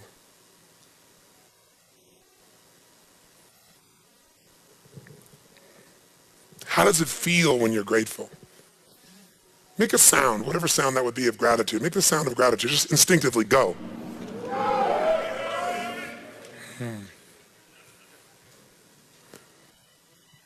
Who do you love? Who loves you? Who do you really love? Say no one. Do you have a dog? Does a dog love you? Get a dog, don't get a cat.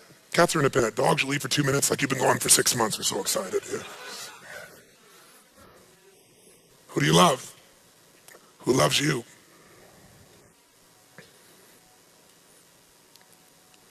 What about that person do you love? What about you do they love? I have no clue. How does it feel when you're in love? With life, with a person?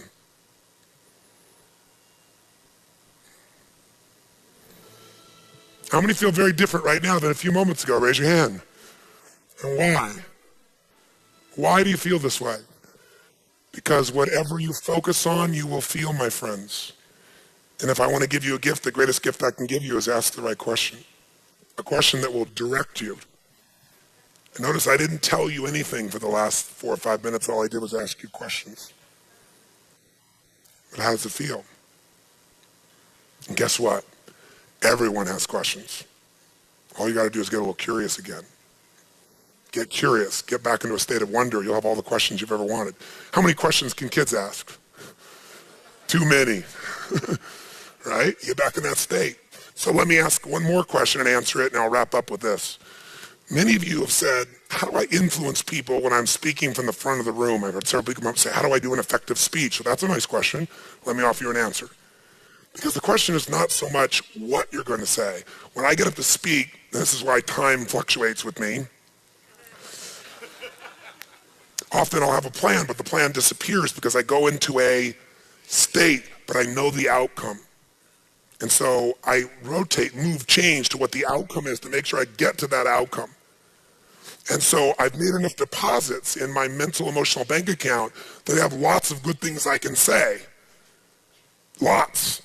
On lots of different areas. But what I need to see is what's needed. So I go in with like overall what's needed, and then I find my way there, because along the way, I do have a format though that at least guides me. And the format will be helpful. I don't know what I'm going to say, but I know the format of what I'm going to say, and ironically enough, I'll make it another mixed metaphor. I'll use one you've already got. If I want to score, produce the result, which for me, I don't get up to give a speech ever. The only time I get up to speak, if I'm going to get up and speak in public, is for one purpose and one purpose only, to influence people to do something that makes the quality of their life and others better. That is my passion. I would be a crappy speaker speaking about wine. I just would be, because I don't know anything about wine and I'm not passionate about wine. But talking about something you're passionate about, anyone could be a great speaker about, because you don't have to think about what to say. It's in you. So I know what I'm about, but I do still have the intelligence to know there is a format if I'm going to do something effectively, which is to influence somebody. Anybody can get up and do a speech and get people to clap. The real question is, can you change the way somebody thinks? Can you shift what they feel? Can you get them to take some action? Can you get them to make a decision? Can you get them to move? To me, that's the criteria I'm looking for. So if you're looking for coaching on speaking, I'm the wrong guy, because I'm not a good speaker. In fact, I won Toastmasters gavel of greatest speaker of the decade, and I got up and I said, I don't deserve this, and I'm not feigning, like modesty here. I said, I can't get up and do a 10 or 30-minute talk like you guys. You're much more efficient and effective than I am, but I am not a speaker. I'm an influencer. I'm a communicator. And if you can get in your mind, don't have to be a speaker, all I got to do is communicate what I believe in, and then do this, what I'm about to show you. I'll give you a format to think about. I won't put it up on the screen, but I'll give you this. Imagine it's a mixed metaphor. I'm trying to get down the field to score a touchdown. Here, I'm just starting the game. Here is my touchdown. And the next metaphor is a funnel, where I'm going to get someone, where I'm going to influence them more and more until we finally get them where we want them to go, a place that's going to enhance their life. In your case, it's your product, your service, coming to work for your company, whatever. 40 yards of getting that touchdown, I call identification. ID, identification. It really, what I'm doing in this stage is getting people, and myself and other people, to connect. And the way I do that is I want someone to say, me too, not so what. Me too, not so what. So if I get up here, excuse me, and I start out, and I get up to speak, and say it's a seminar is a perfect example, and I get up to talk, and I say, well, let me tell you all the things that I've achieved in my life. I've done this, and I've accomplished that, and I've made this happen, I've done that, and I've done this, and I've done that, and I've done this, and I've done that, and I've done this. What happens in people's head after just a short period of time? What's the first thing they're going to be saying? So what? So guess what? They're not in my funnel. They get in my funnel the minute I get them to say, me too, several times. So if you ever came to an event with me in the beginning portion, I'll say, look, I know you're here, I respect you, I'll think about it. It's different every time. I think about why people are there, I think about why I respect and love them, I think about what it is that is unique about my audience, I do my homework on my audience, And then when I go in there, I already have this affiliation, affection for them before they walk in.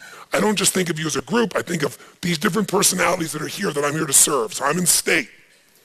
And then the first thing I do is identify and connect with them by talking usually about some screw up or some problem. Or I'll say, you're all sitting here and, you know, in the very beginning here, you might be wondering, what have I got myself into? I'll mind read. Or I'll say, you might be sitting there thinking, man, this guy's got big teeth, you know, and you laugh and go, oh, he realizes he's a big dude with big teeth, you know. Or I can remember when Diane Sawyer came to interview me when I was like 30 years old. And I had a lot of people that in the beginning, the media was all positive. I was this young, great guy. But if you don't change the story, the media will do it for you. Because they get bored telling the same story. So Madonna figured this out and keeps changing personalities for like 30 years. Because if she didn't do it, the media would do it to her, right? So bottom line is, I didn't understand this, and I finally got smart. And so Diane Sawyer sits down with me. Early in the conversation, I said to her, she said, so you have the most successful infomercials of all time. And I said, yeah. I said, it's embarrassing, isn't it? And she looked at me. She goes, you think it's embarrassing? I said, it's embarrassing. I'm between the Flowbee Moth and the spray-on hair. I mean, oh my God. I said, you know, how I'm able to reach anybody is a miracle. And she goes, you think they're stupid too? I said, of course I do. I said, you think I like to be on infomercials? But I said, look, I wanted to reach the world and there was no platform for me. How would I do that? I'm not a preacher and I don't want to be. And I didn't want to go just, you know, do books. So I had to find another way to reach people. And these silly infomercials have got me in front of millions and millions of people. So I said, you know, they're a pain, but they also have opened the door. She goes, wow, that's great. So as soon as she got to see he thinks it's stupid too, she and I bonded like that, identification. And then we bonded with 4 or 5 things. That was 40% of my influence of her. Was getting her to say, this guy's just like me. The person who comes and tries to impress everybody, it's not bad to have some things that are impressive also, but if you're too impressed with your own things, you're in trouble. Because people are going to say, so what? But if you can say, damn, you know, I'm telling you this, and there's a phrase I use because I had to find a way to share it, but I said, I'm telling you this not because, you know, I'm not trying to impress you, but it impresses me, you know, and people laugh because they go, oh, he gets it. He gets it. What you can do in this area is I mind read. I'll be in an event I'll never forget, and these people are really pissed off and everything else, you know, and I said, you know, a lot of people here I know are probably thinking, what the hell is this white boy, it's an all African-American audience, what the hell is this white boy doing here lecturing us? And they couldn't believe I'd say that. You know, he probably never played basketball in his life. I said, you'd be wrong. I did something for them to go, I like this guy. There's something about him that's like me. You know, he's gutsy or he's crazy or, well, he's just a real guy. This is the majority of what you gotta have to influence somebody if you're gonna influence a group of people. Me too, not so what. Now, if that's 40 yards, 10 more yards get you halfway there. You know what the 10 yards is in influencing? It's logic and reason. Logic and reason, the firewalk, you know, I do that seminar with somebody, the logic and reason, the seminar's 5 hours, 6 hours, 7 hours, whatever the hell it really is. I don't know, I make it up in my head, it's probably more than what I think. But whatever number of hours, people are out of their mind at the end. But you know what? How much of that is the logic and reason how to walk the fire? 5 minutes, maybe I take 20 minutes to explain it, but it's 5 minutes. I can explain it to you in 5. How to do it, what to do. But see, I gotta influence you to do it. See, most of that is getting all the Me Too stuff so you can see, okay, it's not crazy. The logic and reason, how to do it, that's easy. Now I'm halfway there. Now I divide the rest of my talk into 2 parts. And that is the third section from the 50-yard line, 25 more yards in, you're almost there, you're 2/3 way across. This is called attack and confess. Attack and confess is this. If you're gonna influence somebody, the best way to do it, very simply is, be in a position where whatever objection someone's gonna have to what it is you're trying to influence them to do, you bring it up first. And you attack the problem, you attack the objection by confessing you've been guilty before. So for example, if I knew I was trying to influence somebody to, let's say, master time management in their life, I would say to them at this point, let me just tell you something. It's the most crazy thing in the world. Everybody knows that their time is the most valuable thing they have in their life, right? Everybody that I know wishes they had more time and knows that's not possible. Everybody you know has more to do than they have time for. Everybody knows that they need to get much better at managing their time. But when you try to offer them a tool on how to be able to manage their time or a seminar or a coaching session, what do you think they say? I don't have time. Is that the most stupid thing you've ever heard? I mean, think about this. What kind of idiot, and we've all done it at times. I've done this. I've told myself, I don't have the time, I've told myself so much time, I've talked to myself so much about it, I don't have the time I talked about it, I could have got it done. Who can relate to this here? Raise your hand and say aye. Do you agree with me on this, yes or no? Now, try to tell me you don't have time for this thing. You're dead. Because I attacked it. If you had said, Tony, I'd love to do it, but I don't have the time, and now I'm going after you, my attack and the objection will feel like I'm attacking you. But if I bring it up first, and I make how incredibly stupid it is, before you say anything, and you have to agree that it's stupid, I even maybe get you initiated by a question to tell me how stupid it is, and I confess, so you don't feel bad about yourself that I've done this too, but I'm not stupid anymore, any more than you are. Guess what? There's no way you can come back around and tell me I don't have the time. So that's what I do. If it's money, you deal with money the same way, right? Who here in their life didn't have the money for something, but something inside of you wouldn't settle, and you effing found the way. You just were relentless and you found the way. How many have done this before? Say aye. Who here has ever told yourself you didn't have the money, and you didn't find the money, and you look back on it later, you know damn well if you just given away that belief system that it wasn't there, you would have found the way. Who's done this before? Say aye. Is the money always there for something we're committed to, yes or no? Who here absolutely knows that's true? Raise your hand. Okay, then none of us can give that excuse anymore. I can't either. Because if I do, I know I'm lying. And I'm not a liar. It wouldn't be lying to say it's difficult. It wouldn't be lying to say I don't know how I'm going to get the money. But to say I can't get the money is the biggest effing lie in the world. And what that does is what? What does it destroy? What does it destroy? Come on, guys, what does it destroy? Everything. Now try to tell me you don't have the money. So the secret is attack and confess. Now, if you just finish with that, it's not enough because that deals with the problem. But the last 24.9999 yards, right on inches from the goal, if this is attack and confess, this is like the hell if you don't. You got to paint the picture of the hell of what's going to happen if we don't follow through. And the last 24.999 yards, almost 25 yards, is the solution. This is the heaven if you do. This is if you follow through, if you make this thing happen, if you do the things we've talked about here, let me tell you what's going to happen.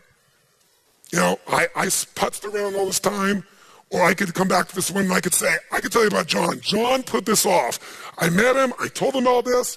If he was here today, let me tell you what he would do. I confess for John. John would say to you, don't stop. Don't hold out. Are you crazy?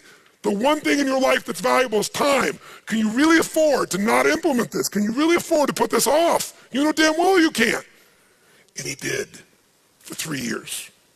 And he got divorced, and he did this, and he did that. And I tell you a real story, true story. And your brain's going, hell, hell, hell if I don't, hell if I don't, hell if I don't. But now I got to move into heaven if I do. But let me tell you what. Let me tell you about John who did do it. Or let me tell you what finally happened 3 years later when he finally did. He owned himself. He stopped making excuses. He looked the tiger in the eye. He stepped up and reclaimed everything inside of himself. He felt free again. He just decided, I'm not going to dabble in this crap. I'm going to master it. I'm going to do what's necessary, and it's not that difficult. And he just did one step a day, one step. Next day, another step. Next day, another step. 3 months later, let me tell you where he was. A year later, what time was. It's been 3 years. Can I tell you what his life's like now? Here's what his relationship's like. Here's what his finances are like. This is what his joy is like. This is where his life is today because he followed through. And then the last inches to go. If you do all this and you don't do the last piece, it's over. And that is, you got to ask for the action. Influence is about asking for the action. If you do everything else, but you don't say, okay, John, let's go, and assume the sale. Okay, John, are you in or you out? Or whatever your is, you must ask for action as the final component. If you don't ask for action, nothing's going to occur. If at any stage here I step out of this sequence, I'm going to be in trouble. If I start at the very beginning trying to tell you the hell if you don't do this, are you going to listen to me? You just met me and I tell you, guess what? Your entire life's going down the hole if you don't do X, Y, and Z. Are you going to be influenced by me? Yes or no? Yes or no? No. We need 40 yards of connection, relationship, identification, me too, not so what. It's not just relationship. Here's why it really works. Logic is clean. I need enough reasons that if I don't do this, I got enough pain, and then enough solution and a call to action. This is how I would design your communication of your sales presentation. This is how I design your speech. This is how I design your interaction on something you're going to develop as a core story. In a core story, what do you want people to say in the very beginning? Me too. They need some logic and reason. They need some pain, and they need some pleasure, and they need a call to action. And every good core story has that if you listen to it. And it's in that sequence.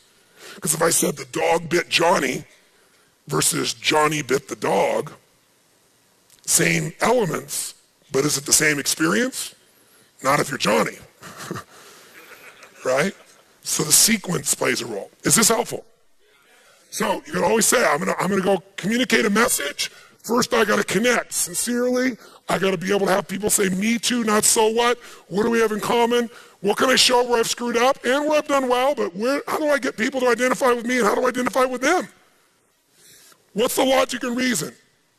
What's the story I'm telling that's sincere and real, but it attacks the problem, it attacks the objection, it attacks the limitation, it attacks the restraint before they bring it up. If you wait till they bring it up, now you're attacking them. How do I attack it? Confess I've been guilty or sincerely confess for someone else. Always be accurate, don't BS. Then I paint the solution, and then I call for action. Okay? So how many have seen my TED Talk? Okay? So I did this talk. This man, I go to meet him, and I didn't want to come for an 18-minute talk, but I came because some friends said, please come, do this. So I'm doing it as a gift. And I go up, and he's going to meet him. I said, I understand that, you own TED now. And he says, yes, oh, you're Tony Robbins. This is how our relationship started with Chris. I said, yes. He goes, oh, you're that motivator? I said, yes, actually I am, but that's not how I look at myself. I said, you could call me that. I said, actually, I'm more of a coach, and if I inspire people as a part of that, that's nice, but that's not the essence. I'm more a strategist. But he wasn't listening, so I just shut up. I was wasting my breath. He decided who I was. So I said, listen, I'm just really grateful to be here, and I'm looking forward to doing a good job for you. He says, make sure you don't do that jumping thing with people. I said, okay, great. Don't change the physiology, too. Great. 18 minutes, don't change the physiology. Okay, great. And then he's how he introduced me. They had somebody on right before, and the energy in the room was through the floor because the person was talking about something complex, and, it was difficult. It wasn't a bad speaker, just you don't teach string theory in 18 minutes. It was something like that. And he gets up and he goes, well, the energy was really there. He goes, well, now we have Mr. Motivator, Anthony Robbins. That's how he introduced me. We'll see what he can do now, won't we? Right? Right? That's my introduction. And then he wanted to say, he had a very publicized divorce years ago. I've been married for 10 years since that time, right? And my divorce was not a negative thing. He's highly publicized. I've never seen any place. He must have done some research on the internet. That was my introduction. Here he is, Tony Robbins. So what do? Part of me is pissed off, wanting to say, what the F are you talking about? And I came here to give a gift. I'm here to try to serve, and this is how you're going to introduce me? But, people get their little things. Chris and I are really good friends now. But, he had his impression, right? So, I got up and I made some joke about, first thing I said, wow, you must do really good research because I didn't see any publicity of my divorce, but I guess, you've done some homework on that, right? And I just kind of acknowledged it, is all I did. I said, but I will tell you my former spouse is very happy. And by the way, you won't see that in TED Talk because they cut the introduction, all those pieces, because it would have been embarrassing. It was terrible the way it was introduced. But then I got up and I said, listen, I got 18 minutes. Can I just tell you something? The shortest seminar I do is 50 hours, 50. And her eyes got this big. And I said, I'll tell you why. I'm not into just inspiring people and then they go back down. I am not Mr. Motivator. I am not the guy that says, go to your garden and say, there's no weeds, there's no weeds, there's no weeds. I'm here showing you what the weed is so you and I can be smart and figure out what to do and take it out. I'm into something that's a practical solution. What are people starting to say in the audience? Me too. I'm not some big pumped up motivator like this guy. He's not that either. Maybe he's not like that. He said, by the way, in 18 minutes, there's no way in hell I'm going to do those for you. So I said, all of you are leaders. I came here to serve. I didn't come here for money. I didn't come here for fame and fortune. I have a little bit of that, fortunately, in my life, and I kind of teased. I said, at least my teeth, and I made fun of myself or something. And then I just said, look, you're all welcome to come to one of my events, and I've also got some tapes here. I'm going to give them to all of you because I know you will influence other people. I was just totally sincere, and I tried to give, and they got I was here to give and not to take, and it changed the identification immediately. And people started going, still wasn't there. Then how did I do it? I went, okay, I've got a few minutes. I got to grab them, so I got to bring everybody together so everybody connects, and I said, it's the first time I ever did it, who here has ever failed before? I did it spontaneously. I had no plan. I didn't have my little triangle out. I had a different triangle. The triangle changes once I stand in the room, but I know the overall feel. And so nobody raised their hand. That's not working too well. But I don't give up. Just like these are pig-headed discipline would be the word that Chet would use for it. For me, it's relentlessness. It's passion. And I asked the question again. I said, thanks for your full participation. And a little chat. Who here has ever failed? I keep going until I get everybody in their hand. So from then on, by the way, where did I end? I did Logic and Reason, and my Attack and Confess. I told the story about me at 9/11 and with people, and in the middle of the story, right when the solution was there, my time was up. And they had been taking people, they literally walk up to people as you're finishing at that 18 minutes, the President of the United States, and they interrupted him. So I looked down, and everybody was in a trance from me telling the story, and even he had not realized I was over. And I was 2 minutes over, which to them would be like 20 years or 2 days, right? And so right at that moment, I looked at my watch. At the peak of the story, I'm telling a story about this man. It's 9/11. This man gets up and says to this woman whose husband just died in the tower, I'd like to cry for you. I'd like to feel sorry for you. But frankly, I'm a Muslim, so I have to say to you, it's retribution. It was on the day of 9/11. And the room's like, and I said, and I had to intervene right then and there. And then I looked down and I went, oh my God, I'm so sorry. I said, I'm 3 minutes over my time. I do not want to be disrespectful. I'm so sorry. Thank you, everyone. Thank you very much. And I walked off in the middle of the story, right? And what do you think happened? People were like, oh! People started laughing, screaming, and so he had to invite me back. Okay, I'm sorry, And so I finished with the solution very respectfully in the next 4 or 5 minutes, right? And I had the longest TED Talk they've ever had in history, but people were very happy. And at the end, my call to action, which is why I really went there, was study the internal map. Become a student of the internal web, the thing that connects you. Don't just think of the external web. What influences human beings, you must master. If you can become a master of influence, and you can influence yourself, if you can understand what's really driving other people, if you can get inside their heads, if you can understand their blueprint of life and find a way to meet their needs, you cannot just meet your own needs, you can change the world. And people got it. And I left, and I'm going to do the same thing right now because I've gone way over my time. God bless you. Thank you very much.